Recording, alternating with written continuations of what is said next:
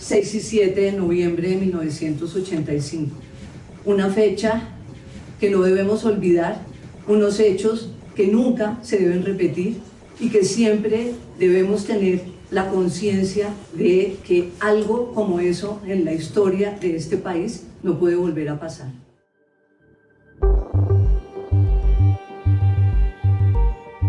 Acabamos de escuchar a Elvira Pinzón, directora del Museo de la Independencia, Casa del Florero. Esas fueron sus palabras inaugurales para las salas 6 y 7 de noviembre, una nueva sala del museo que busca resignificar sus espacios que durante la retoma del Palacio de Justicia fueron usados como centro de detención, interrogatorio y tortura.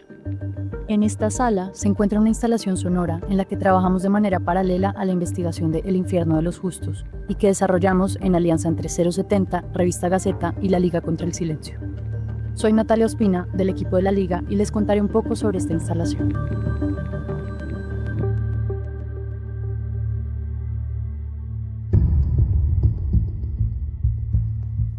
La obra se titula Y las aulas quedaron vacías, y consiste en un pupitre de la época. Al acercarnos, se perciben a lo lejos unas voces que parecen venir de su interior. Para escuchar con claridad, debemos acercarnos más, sentarnos en él y recostar nuestra cabeza de modo que nuestra oreja quede pegada a su superficie. Escucharemos varios testimonios, hilados entre sí como en una trenza, mientras reconstruyen lo sucedido el 6 y 7 de noviembre de 1985. Estas personas nos hablan desde su propia vivencia, desde el lugar en el que se encontraban, y nos cuentan cómo estos hechos las marcaron para siempre. Lo que escucharán en este episodio es el audio que se reproduce dentro del pupitre. Les invitamos a visitar la instalación que ahora hace parte de la colección permanente del Museo de la Independencia Casa del Florero, ubicado en la carrera séptima, número 1128 en Bogotá.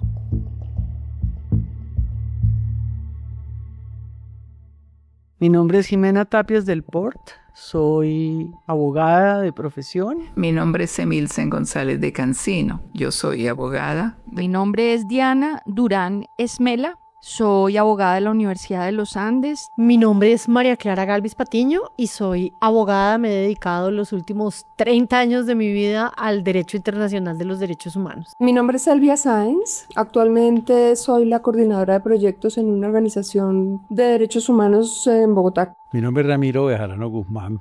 Soy abogado de El Desterrado. Yo soy Jorge Bustillo, de profesión abogado. En 1985 yo era estudiante de Derecho de la Universidad del Rosario, alumna, hija de magistrado. Mi papá fue magistrado de la Corte 2 veces. En esa ocasión, en el 85, era magistrado de la Sala Civil. El presidente era Belisario Betancur. Él tenía el intento de la paz, digamos que recuerdo que en esa época todavía había un deseo intenso de un proceso de paz, pero siempre enmarcado dentro de la violencia. Yo vivía en el centro de Bogotá, vivía en la 19 con Sexta, en un edificio que miraba hacia el sur. Y estábamos en mi casa un grupo de varios amigos estudiando para un examen de contratos. En 1985, yo a mitad de año terminé colegio y yo ya tenía claro que quería estudiar Derecho. Yo estaba en el salón de clase el 6 de noviembre y mi profesor de Constitucional Colombiano 2 era Guillermo Salá Zuleta. Y él estaba dictando su clase con el tablero normal cuando de pronto entró muy afanado el guardaespaldas. Y yo lo veo al doctor Salá como molesto y como sorprendido, como estoy en mitad de clase, ¿no? ¿Por qué me interrumpe? Y se acercó y le habló al oído y él fue y le dijo al doctor Salá algo que en ese momento los alumnos no sabíamos. Se puso lívido, se paró y nos dijo: estimados estudiantes, quiero pedirles disculpas, pero me tengo que ir, ha sucedido algo muy grave. Y instantáneamente empezamos a sentir los bombazos. ¡Boom! ¡Boom!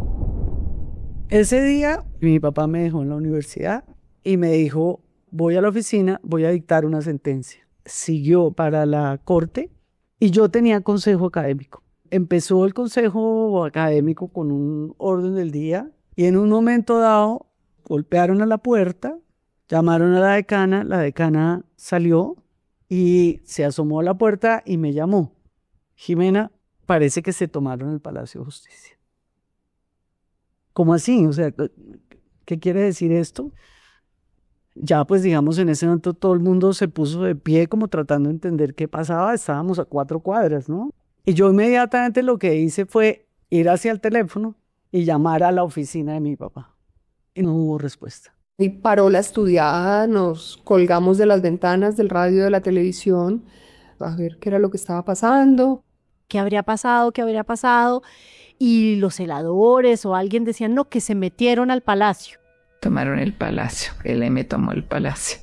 Empezaron a llegar mi hermana y otros hijos de magistrados, porque la noticia empezó a volar, como a saberse. Yo obviamente llamé a mi mamá a la casa, no teníamos ningún tipo de noticia y muy poco tiempo, digamos después, en medio de una situación compleja, un poco de ignorancia alrededor del tema, tratar de establecer qué pasaba y no teníamos cómo, ya empezamos a oír pues tiros, ya empezamos a oír pues que estaba pasando algo realmente muy grave. Todo podía derrumbarse. Era como una sensación interior de aquí está pasando algo muy grave y lo que hemos conocido puede acabarse. Me acuerdo que nos dijeron que nos fuéramos, no hubo más clases.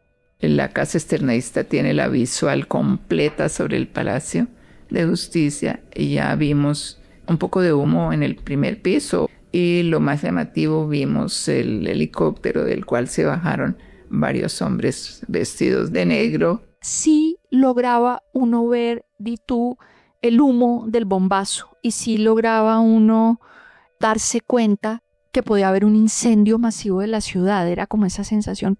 No se había puesto el sol todavía cuando se oyeron como disparos. Era un clima de angustia y de todo terrible. Nadie se podía imaginar lo que iba a pasar. Yo logré en un momento dado hablar con Nemesio Camacho y me dijo, sí, no sé qué pasa, no se ve nada. ¿Usted sabe algo de mi papá? No tengo ni idea, pero pues esto ya se oye el tiroteo.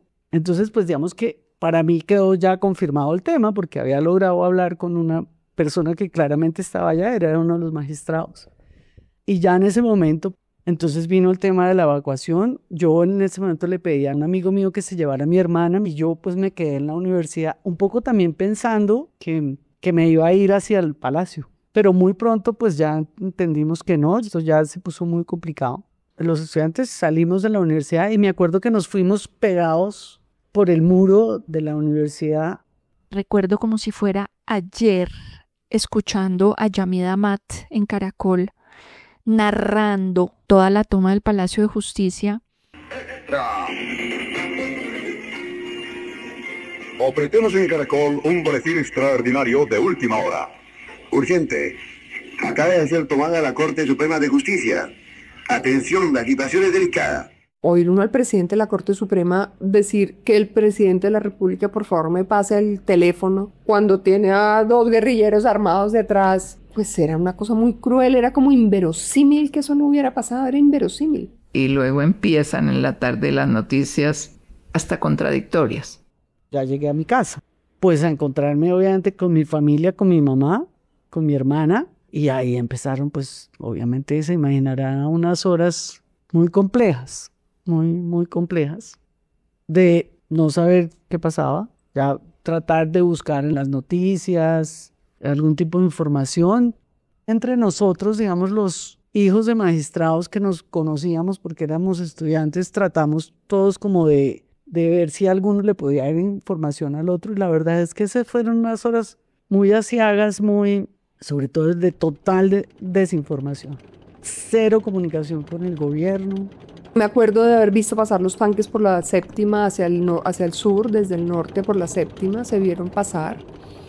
Y ahí empezamos a oír lo que pasaba y a ver, cuando ya fue el incendio la noche del 6, pues veíamos el humo, la luz roja, se oían los bombazos, pues los disparos. Cuando el Palacio de Justicia se lo tomaron, todos los medios empezaron a transmitir, radio, televisión, todos. Describían que los helicópteros estaban llegando a la plaza, que los helicópteros estaban subiendo al Palacio de Justicia, y esto era de tú en directo, con una zozobra y una sensación tremenda de qué va a pasar, ¿no? Nosotros volvimos a tener comunicación con mi papá varias horas después, hacia el final de la tarde. Él llamó Él llamó a la casa. Lo que le pasó fue que él llegó a la corte y desconectó los teléfonos para dictarle la sentencia a Amanda, su secretaria. Y cuando empezó la toma, se escondieron debajo del escritorio con Amanda y él no se acordó, ninguno de los dos que habían desconectado el teléfono. Entonces se conectó al teléfono y ya nos llamó y ya nos dijo: yo no sé nada de lo que está pasando aquí. Estamos metidos debajo del escritorio con Amanda, tiros y balaceras y no nos hemos movido de acá. Por favor, cuéntenos qué está pasando. O sea, él estaba tan a ciegas como nosotros. Mi papá tenía mucha sed, mucho dolor de cabeza, había humo, había oído el grito de los guerrilleros llamando a uno por uno de los magistrados. Y bueno, en algún momento ya vimos en el noticiero que había empezado el incendio. Y ahí perdimos comunicación. Yo, si antes fue terrible, de ahí para adelante fue peor, porque claro, lo que nos imaginábamos era pues lo peor. ¿Qué es lo peor? Pues que además estuvieran quemados y bueno. Yo recuerdo, esa es una imagen que tengo grabada de haber visto pasar hacia el sur un tanque de guerra. Y yo me acuerdo cuando yo vi eso, me impresionó, me impactó fuertísimo. Hay varias imágenes de nuestra historia de Colombia con las cuales sé que me moriré en la cabeza. Pero hay una tremenda de ese día y fue cuando entró el tanque al Palacio de Justicia. Después he visto esa imagen muchas veces, pero esa sensación que tuve esa vez fue horrible. Y fue sensación de que esto era una guerra total. Al Palacio de Justicia un tanque. Ahí no es solo lo sentimental, es lo que eso significa para el derecho, para la justicia, para este país que parece no despertar a veces. Llanto, angustia, rabia, todo, rabia por la toma del M y rabia por esa respuesta tan desmedida de parte del gobierno, de parte de los militares y un gobierno silenciado y cómplice del asunto. Esa noche llegaron, por ejemplo, a mi casa Antonio Irizarry, que estando dentro del palacio logró salir.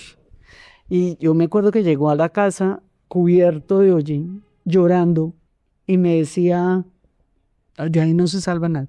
Así pasó la noche, en la ignorancia, en la angustia, hasta que pues llegó supuestamente el fin, o sea, la retoma, lo que llaman la famosa retoma. Recuerdo que pusieron un partido de fútbol, entonces pues como que hubo un tiempo en que no nos enteramos de nada, como que todo se cayó. Me fui a dormir, recuerdo, en la noche con la enorme sensación de que probablemente lo que yo conocía hasta ese momento al día siguiente ya no iba a estar. Toda la noche había ardido el Palacio de Justicia, no habían vuelto a salir más personas, le habían disparado unos roquetazos que se han hecho muy famosos porque frecuentemente lo sacan en televisión, que le estaban disparando al frente. Al día siguiente, nosotros seguíamos sin saber nada y de pronto sonó el teléfono. Sonó el teléfono y era una llamada del hospital militar en la que nos decían que mi papá había llegado herido al hospital y que nos presentáramos allá. Llegamos al hospital militar y ahí nos confirmaron a nosotros que mi papá estaba en cuidados intensivos. Vimos que en la casa de el florero lo estaban utilizando como un puente. Cuando la gente salía de allí, los liberados, ahí los identificaban y, en fin, todo eso. Después vinimos a saber pues que era el sitio donde escogían a la gente para torturarla y llevársela y no dejarla salir. Y murieron para recordarnos que la vida es el ejercicio permanente de la libertad, mientras la muerte señala la desaparición de toda escogencia. Y ahí pues tuve el reencuentro con mi papá. Mi papá pues estaba en una condición bastante compleja. Balazo le había perforado el pulmón, había hecho neumotórax, hemotórax, pero mi papá estaba vivo. Del Palacio de Justicia, ¿dónde están los desaparecidos del Palacio de Justicia? ¿Dónde están los desaparecidos? En esos días siguientes yo creo que hubo un cierre de comunicaciones y de acceso, porque fueron los días en que el ejército blanqueó lo que había pasado, acabó de desaparecer a los que se había llevado, limpió huellas de lo que había pasado en la casa del 20 de julio. O sea, era un esfuerzo muy deliberado de borrar todo lo que había pasado y de que no hubiera ninguna posibilidad que hubiera ninguna investigación al respecto. Y nadie se percató de que en esa esquina donde está la casa del florero estaban decidiendo la vida de una cantidad de gente inocente. O también guerrilleros, para quienes decretaron la pena de muerte. La gente lamentaba haber perdido a sus profesores. Lo que se vivía en la universidad era como el duelo por la pérdida de los profesores y lo que eso significaba académicamente. El rector o a las autoridades les tocó en un mes buscar nuevos profesores. Y entonces, si decíamos no, pues una gran pérdida, porque imagínate, Gaona, Reyes, Medellín, aquí hubo como un bajón en la nómina docente, ¿no? En términos de la calidad académica de la enseñanza, porque los que eran los profesores por excelencia, pues los mataron en el palacio. Le matan sus profesores y de alguna manera los ideales por los que usted consagra su vida. Pero un joven que ve morir quemado en su oficina a sus magistrados, o que ve cómo le dispararon a magistrados a quemarropa las fuerzas del Estado, pues eso es devastador, eso es muy doloroso. Es decir, casi que no te repones para decir voy a enfrentarlo otra vez. En el entierro o en la ceremonia que hubo como de velación en la universidad, que eran, no sé, 3 o 4 ataúdes, y alguien dijo que no pesaban nada, porque era, claro, lo que había era ahí algunas cenizas, algunos pedacitos de cuerpos, pero no había nadie completo. Cuando trajeron los cadáveres, ya te imaginarás, en un momento dado llegaron unas coronas. Creo que una venía de la presidencia misma y otra del ejército, y los estudiantes las habían cogido a puntapiés y de todo, con la protesta, el dolor, la rabia eran muy grandes. Pero uno se siente muy impotente, ¿no? Y se siente muy como desbordado, aplastado por los hechos. Yo llegué completamente abatido a dictar clase, y recuerdo que cuando yo me paré a dictar la clase, todavía me emociona eso, me paré en el salón y me pasó lo que me está pasando hoy, no fui capaz de hablar, me quedé callado. Los estudiantes expectantes porque ¿qué le pasó? Pues, y se veía pues mi conmoción, que yo no sabía cómo empezar la clase. Y los estudiantes empezaron a aplaudir. Entonces yo ya como que reaccioné, y entonces hice unas palabras de que lo que nos había pasado era terrible y que nos correspondía a nosotros, como la generación de la violencia, superar ese episodio y apoyar a la universidad. En fin, una cosa pues sentida. Me produce mucha emoción acordarme de eso. Vine al examen y un muchacho escribió en el examen algo que hacía ver como la desesperanza que tenían, como la inutilidad de las cosas. Escribió algo como poético, pero no, profundamente doloroso, algo así como no presento este examen porque el dolor, y mientras tanto no sé cuántas cosas. Entonces la fría idea era que yo hubiera tenido que ponerle 1. Dije, no, soy incapaz de responder a ese gesto de él con una sanción. Yo iba y lloraba desde que entraba, de la pura rabia contra la universidad, porque yo sentía que no comprendían mi dolor, que no respetaban ese dolor que han debido como honrar. Entonces me moría la ira de no ver nada, de verdad como si nada hubiera pasado. Y eso me perturbaba, pero muy profundamente, cada vez que pisaba la universidad para ir a presentar un examen. El alma mater convertida en mater dolorosa. Eso era lo externado en ese momento. Un profesor como Murcia Ballén, él es un profesor al que le faltaba una pierna desde antes de la toma, y ponle que se le cayó a alguien un cuaderno y el golpe del cuaderno en el piso hizo el estallido, y él automáticamente cayó al piso y hizo casi que un ataque de epilepsia del trauma tan severo por el ruido, y el trauma era tan fuerte, y lo que él contaba exactamente lo mismo, es decir, mire, yo me salvé de milagro porque la balacera que desató el ejército era tan brutal que mataban todo lo que se moviera, y yo simplemente me fui arrastrando poco a poco con una sola pierna porque la prótesis se me perdió. Yo vi cuando incendiaron el palacio y lo incendiaron los militares y le metieron candela con magistrados dentro de sus oficinas. Porque me daba desazón ir a ver eso. Nunca vi el palacio destruido por dentro. Mucha gente entró a verlo, yo no fui capaz. Yo entré al palacio, subí por las escaleras.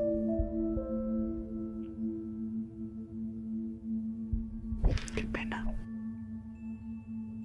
Y vi el palacio, lo que quedaba. Vi militares barriendo el piso. Y ya cadáveres calcinados. Subí, vi el baño. Llegué, digamos, hasta lo que era la oficina de mi papá. Esto era el infierno adelante. Yo el recuerdo que tengo es eso, es como, pues, el infierno. Así se imagina uno el infierno. Pasar enfrente del palacio y encuentras ese palacio totalmente devastado, con señas de ese humo por todo lado, quemado por todo lado, vuelto una miseria. Yo creo que sin duda, si uno es colombiano, si uno era estudiante de Derecho, la vida de uno está necesariamente marcada por ese acontecimiento.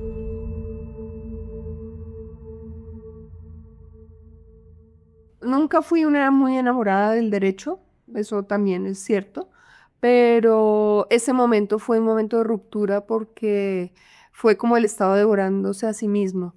Y pues eso era como impensable, o sea, ¿qué sentido tenía cualquier código si el propio ejército mata a los jueces supremos del país?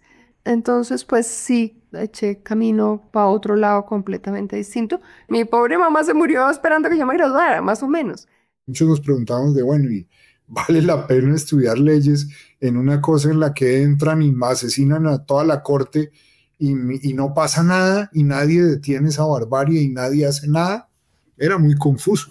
Y yo creo que eso ha sido mi carrera, ¿no? Como un compromiso de hacer algo contra el uso excesivo de la fuerza, porque las graves violaciones de derechos humanos son eso, un uso excesivo de la fuerza. Entonces, en un Estado, la fuerza no debe usarse para desaparecer personas, ni para torturar personas, ni para matar extrajudicialmente personas. Entonces, eso sí creo que es como una influencia como directa de esas reflexiones, ¿no? Los estudiantes comenzamos a exigir un cambio constitucional y queríamos que el derecho sirviera para algo. Y yo creo que enhorabuena, y yo creo que la Constitución del 91 hay que defenderla, y yo creo que la Constitución del 91 sí ha servido, pero yo creo que ese anhelo estudiantil de la séptima papeleta que se inspiró en aquí está pasando algo muy grave y no entendemos muy bien, y nosotros que tenemos oportunidad de estudiar, pues cómo no hacemos algo. Y yo creo que la Constitución del 91 fue un logro muy grande de esa pregunta, que queríamos que el derecho sí sirviera para algo, que fuera más inclusivo, que comprendiera que Colombia era un país diverso, pluriétnico, multicultural. O sea, yo sí creo que eso de alguna manera estaba ahí presente, porque todos los que estuvimos en eso vivimos la toma del Palacio de Justicia. Es la misma generación, es que no fueron sino 5 años después, o sea que estábamos en lo mismo, y yo creo que todos queremos vivir en paz, ¿no? Y no queremos que eso se vuelva a repetir. Duró mucho tiempo hablando de esto. Nosotros empezamos también una vida en la que desayuno, almuerzo y comida, solo se hablaba de eso. Él rehacía, contaba. Y bueno, yo cada vez que pienso en ese desenlace, ¿por qué mi papá se salvó? Avaliado, torturado. ¿Cómo se salvó? Siempre que pienso en el palacio me parece una brutalidad. O sea, una cosa que todavía 40 años después yo sigo diciendo, ¡qué horror! ¡Qué horror! Eso fue un horror. Y es que, si mi memoria no me falla, el 13 de noviembre fue la tragedia de Armero. Entonces, entre esto que nos estábamos reponiendo y mirando a ver y cómo encontrábamos la normalidad, Y la tragedia de Armero, pues di tú, como que uno siente que es un puño en la mitad del corazón y a los 2 minutos es otro puño en la mitad del corazón. Como que era necesario pues seguir adelante. Eso era también lo que ellos nos habían enseñado. Era lo que ellos nos habían enseñado, recordarlo siempre. Tratamos de que la memoria de ellos no se pierda. Fue también, yo creo que la conciencia, como adquirir la conciencia de que la violencia estaba en todas partes, en la ciudad, metida en nuestras propias vidas, porque yo creo que nosotros entendíamos el país como un país rural en el que pasaban cosas y la ciudad en la que nosotros éramos como distintos. Pero creo que en eso también esta generación fue marcada, digamos, de alguna manera con una conciencia un poco distinta. Esto no es tema de ricos y pobres, campesinos e ilustrados, ¿no? Como una especie de dualidad en la que a unos les pasaban unas cosas y otras no, que así habíamos crecido. Pero es que acuérdense que teníamos 20 años, 18, 19, 20, 21 años, estábamos estudiando esa carrera y la situación era terrible de inseguridad, pero afuera, era como, no, otra cosa. Y esto se nos metieron a la casa. Y yo creo que ahí, que también es un gran aprendizaje, ¿no? Es no creerse que es para los demás y no es para uno, era para todos. Eso también creo que nos marcó como generación, una mayor conciencia de que los problemas eran de todos y para todos, y la inseguridad y no solamente de unos cuantos, y que no nos importaba, porque yo creo que había algún tipo de indiferencia posiblemente. Entonces nos marcó mucho, mucho.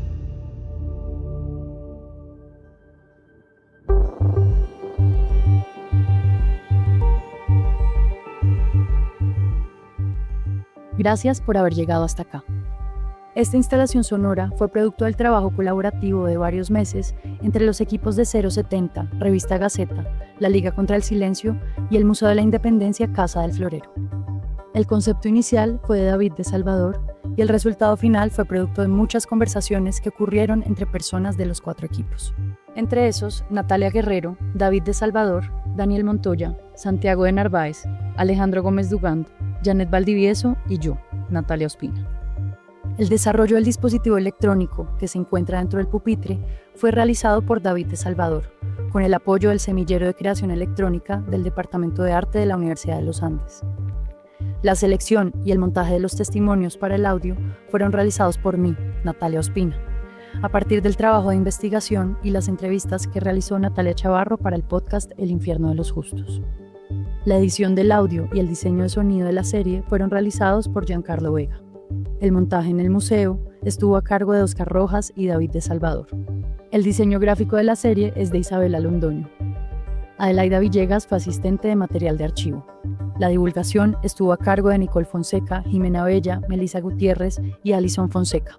La gestión logística y administrativa del proyecto estuvo a cargo de Karen Pedraza y Diana Carolina Ortiz.